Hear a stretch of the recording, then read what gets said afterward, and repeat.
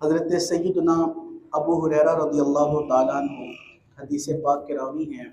حضرت ابو ہریرہ رضی اللہ تعالیٰ عنہ فرماتے ہیں، جس نے میت کو غسل دیا اور غسل دیتے ہوئے جو عیب اس پر واضح ہوئے ان کو اس نے چھپایا، اور جو برکت والی چیزیں تھیں ان کو واضح کیا، اور اس کو اچھے طریقے سے غسل اور کفن دیا۔ حضرت ابو ہریرہ فرماتے ہیں، میرے مصطفیٰ صلی اللہ علیہ وسلم نے فرمایا، اللہ اس شخص کی 40 بار مغفرت فرمائے گا۔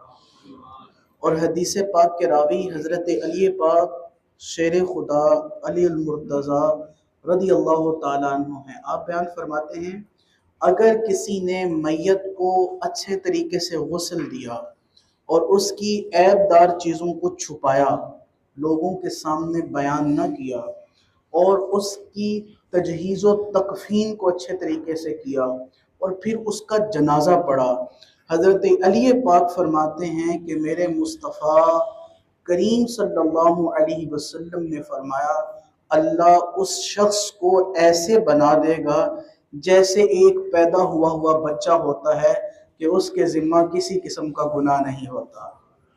اللہ اسے تمام گناہوں سے مبرہ اور پاکیزہ فرما دیتا ہے۔